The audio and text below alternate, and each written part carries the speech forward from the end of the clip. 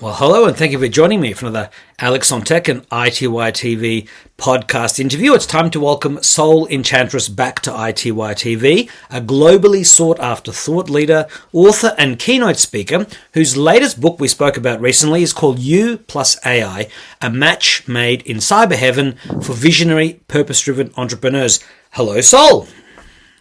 Hello, Alex. Thank you so much for having me back. Thank you for being here. I really appreciate it. Now, Sol, your latest AI-related media release looks at how the Australian state of Victoria's state government is looking at fast-tracking the AI revolution. Now, despite the fact that government actions often have the opposite effect that was intended, let's just briefly look at what this legislation has planned, which I believe is something to do with the fact that they want to legislate that workers in industries where they can work from home will be employers will be forced to get people to work 2 days from home and not the 5 days that we expect in an office.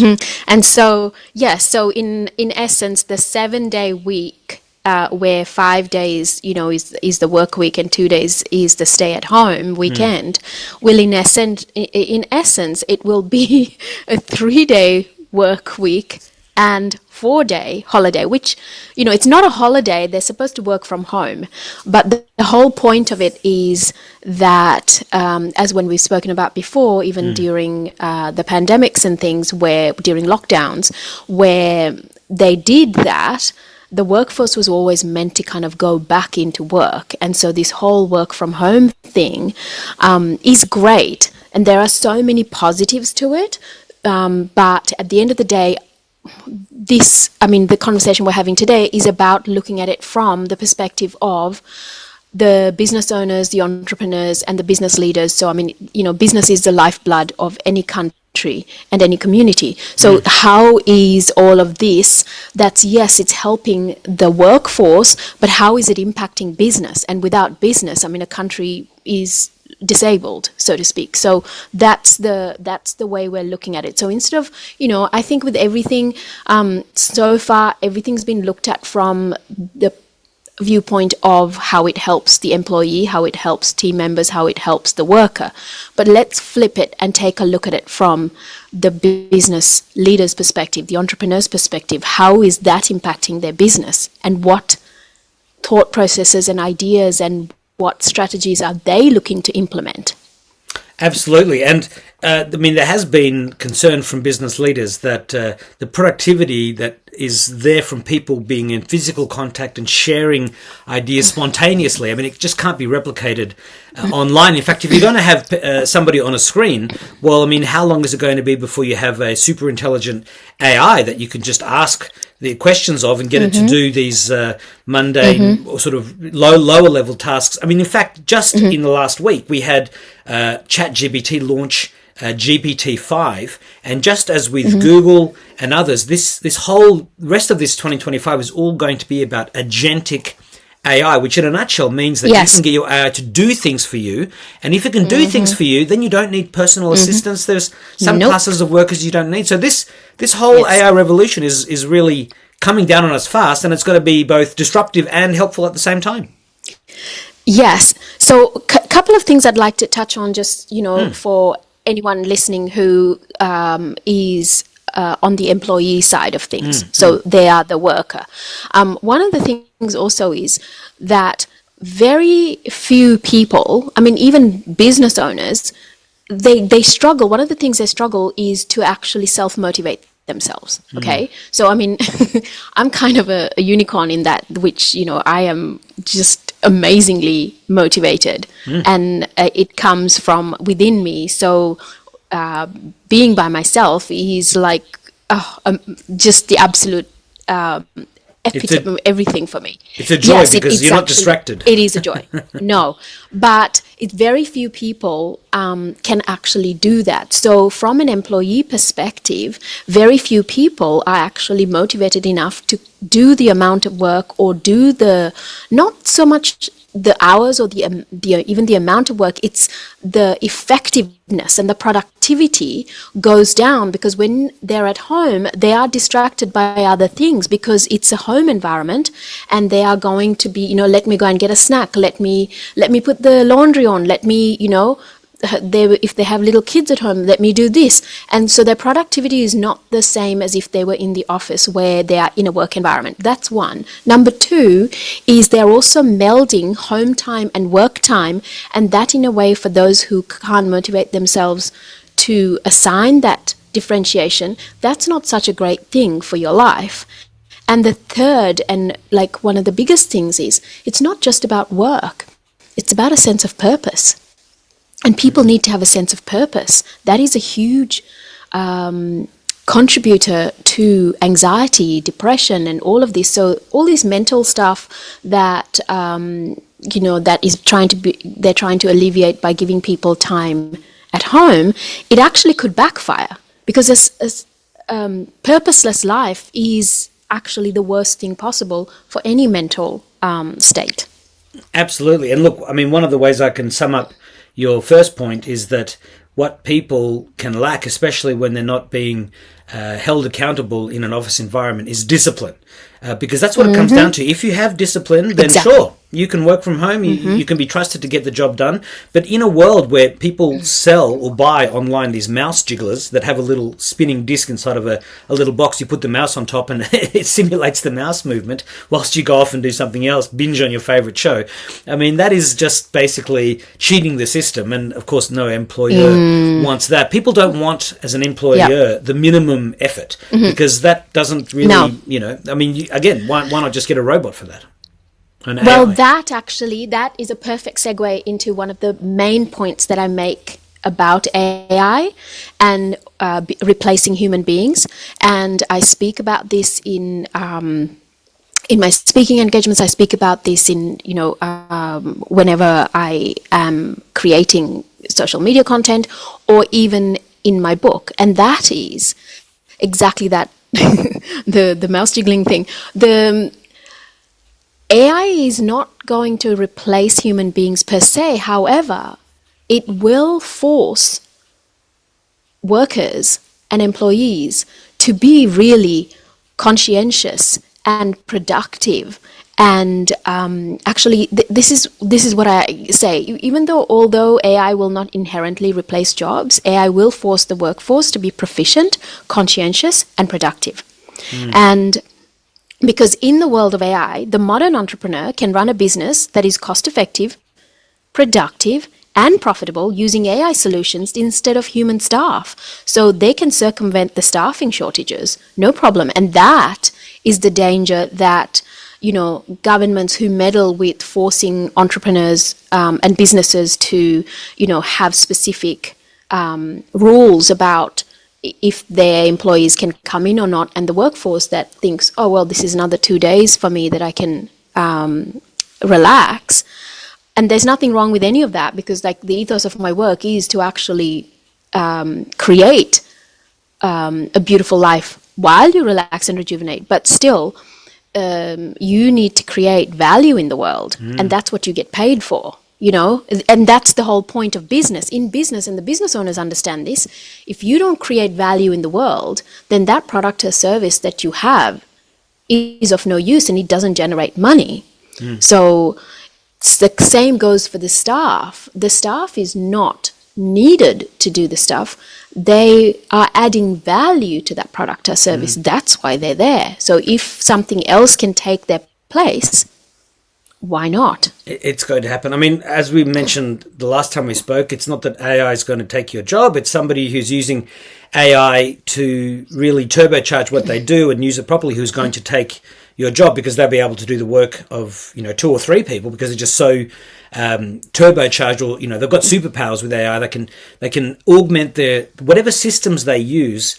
And do things in an even faster and more efficient way. A friend of mine runs his business entirely on his phone. He can be almost anywhere in the world, responding to emails, looking at various systems. Yeah, and me too. I can do the he doesn't even have to do it with his computer. And then the other thing is that government actions and these edicts from upon high can have the opposite result. An example of this is in California, where the government raised the minimum wage to such a degree that employers decided, well, look, if we need to pay all this extra money to people, which we don't have to pay in other states, then let's have a look at putting in self-ordering kiosks. So an example is fast food outlets. Often they've been run by children. The businesses have the younger teenagers there because they're cheaper to hire than young adults, and usually they can be more conscientious. But now, if you go to any fast food outlet, many of them, most of them, you actually see those screens where people can order themselves. And in some of the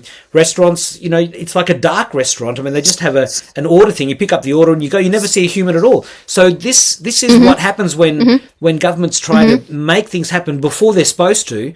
And this could be something that AI really blossoms in a big way to eliminate these drudge jobs and save employers a lot of money who'll be spending that money on AI systems that never get sick, never take time off, never complain, and do a flawless job. That's what I always say. Yeah, exactly. And also, you're not going to have a bad customer experience, are you? So your customer complaints are going to go down, and your clients are going to be happier. And if your clients are happier, that impacts the bottom line.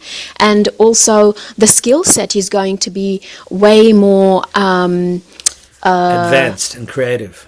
Not so much advanced, but the skill set is going to be more stable. So, for example, let's take a restaurant. If the chefs decide to go on strike and don't want to do the work, if you actually have a AI robot that is cooking the food and all the recipes have been input into them, they're going to make that dish 100% accurate every single time. There's no burning the food. So there's no wastage of food. There's no clients complaining, oh, my food's not done properly. It's going to be perfect every single time. And the client experience is going to be great because, say, the serving staff don't want to do the work, which is, what's going to happen if it's a very transient staffing industry anyway, the restaurant industry. So if they can't find serving staff, if you have robots who are courteous and kind and wonderful and efficient taking your orders, they're not having a bad day. So you're actually going to have a great experience. They're never going to get your order wrong, and they're always going to turn up to work on time. I mean, from an entrepreneur's perspective, like seriously, it is, to me, it's an amazing time to be alive because you can actually create businesses and run businesses with maximum efficiency, productivity, scalability, and profitability without having the human nuances that make it a challenge. See, like trying to manage the human emotions and all of that. You don't have all of that. You have the beautiful experience for the client. You have the back-end experience of dealing with the staff and having the office politics. That's missing.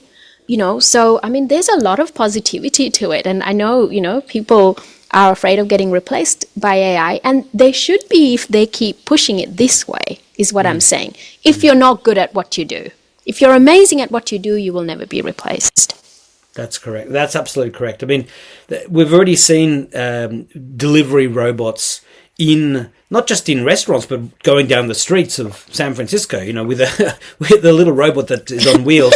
But in restaurants, there are some restaurants that actually have a little robot where the food is put into the tray, and then the robot comes out and you take the food yourself out of the tray. We already have those self-ordering systems with the QR code, but I've been to restaurants where they have the little iPad at the end of the table, and you just order yourself whatever you want. And then I have seen, and this is several years ago, but also just at the recent Consumer Electronics Show, there's this pair of arms that is, bolted to above a kitchen cooktop, and all of the different ingredients are there, and the food is, as you say, made perfectly every time. I mean, chef, well, it's the robot chef, and it has been said that when computers played music, people would complain, yes, it was a flawless performance, but it didn't have that extra joie de vivre or the nuances, the soul that a human can do. But these days, AI can fake that soul. They can copy somebody else's soul, and really, you can't tell if the music is made by an AI or not. So this is, I mean, people are not really cognizant of how much the world is going to change by 2030. We just had GPT-5 launch in the last, less than a week, the last 72 hours or something, and as we're recording. And I mean, it's not the huge game changer that has been predicted for GPT-5. It's not AGI just yet, artificial general intelligence, but it is fully expected to be here by 2030. And between 2030 and 2040, artificial super intelligence is going to be here, and that's going to outthink, outwit, outplay, outlast. Humanity. It's going to win the survivor. So, humans have to really stay on the ball and step up, and we're going to be called to do many more higher value, more creative things, as has happened, by the way. For the last couple of hundred years, nobody had to manufacture clothes, or cotton, because the looming machines did it. I mean, Americans have huge farming machines that, Paul Ehrlich in his book Future Shock predicted. But also, it's a bit like the person who's breaking their back lifting heavy things, and then the industrial age, and then the forklift came, right? So then it just lifts and it's a breeze. It's happened time and again over the past couple of hundred years. And then it's the same as the internet and everything else. I mean, I was just thinking the other day, because I was watching a movie that was old, and I was thinking, that's so interesting. Some of those things we can actually be doing now, but some of the things we do now could never be present then, because you couldn't have a business that would sell online, like a digital business like mine, because the internet didn't exist like, I don't know, 30 years ago or 40 years ago, whatever it is. And so the changes are there, but it's how you approach it, and just being an ostrich in the sand, kind of like hiding your head and saying no. The workforce needs 4 days off, or 4 days working, 2 days off and 2 days working from home, which makes it a 3-day week. It's not conducive to business owners. It's not conducive to. They always say that change is the only constant in the universe, and it's a bit like when they were people were warning Donald Trump. The storm is coming, and Donald Trump is said to have said, "I am the storm." Well, change is inevitable.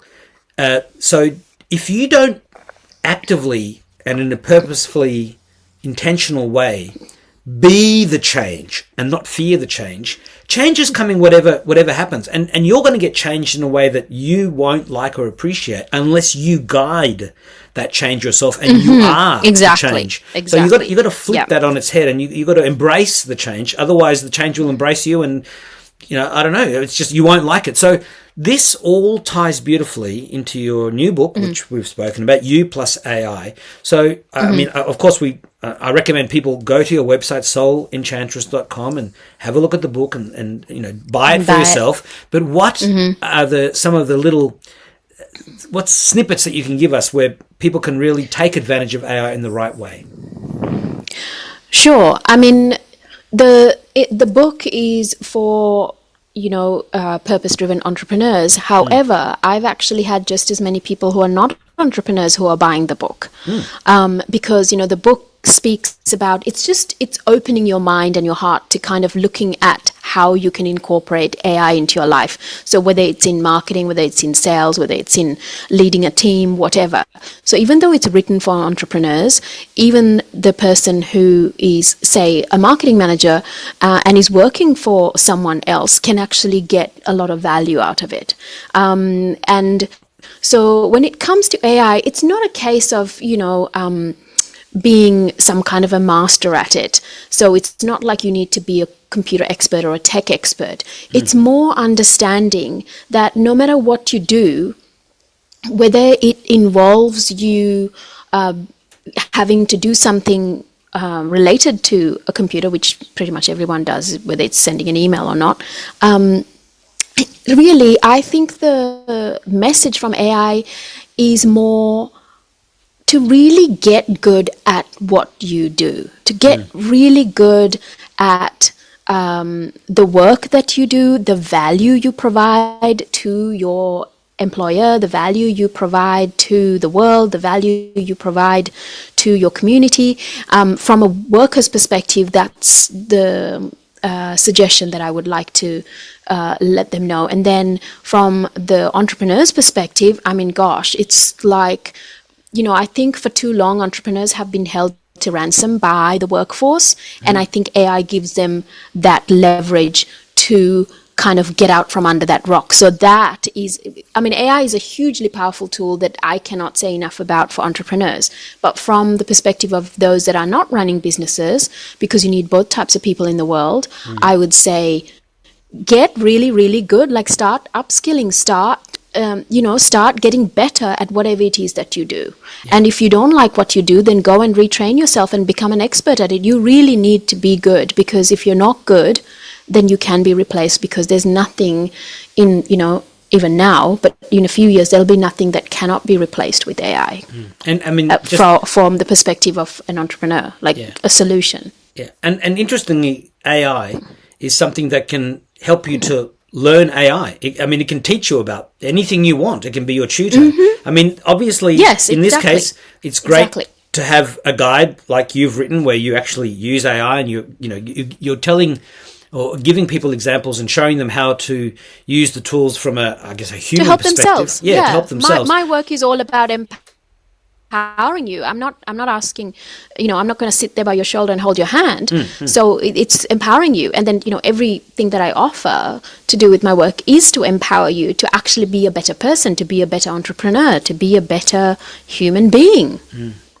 But what I'm also saying is that never before have we had a technology that can actually help us to learn how to use it better by simple conversation. I mean, it's quite incredible. I mean, again, and I would definitely check your book out and read through that, and that will give you like a much stronger foundation upon which to then explore AI further. But it's really like talking to another person, and whether you are an entrepreneur or a worker, you can ask it, well, how do I make my business better? How do I do my job better? And there are several AI tools that are being updated all the time, and you are not obliged to just use thousands. one. You can, there's tens of thousands. But I mean, the major chatbots, you can talk to them, and really, and people are using them as therapists and for medical, for all that sort of stuff. I mean, they always come with the warnings, please go and seek advice of a professional. But long before AI, people were looking at Dr. Google. So technology, I always say, is our friend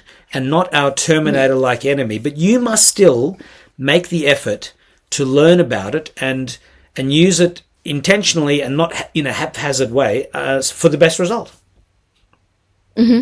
Agree. Absolutely. Well, Soul, your website is soulenchantress.com. Soulenchantress.com. And you've got a couple of books, When Worlds Align, and this book, You Plus AI.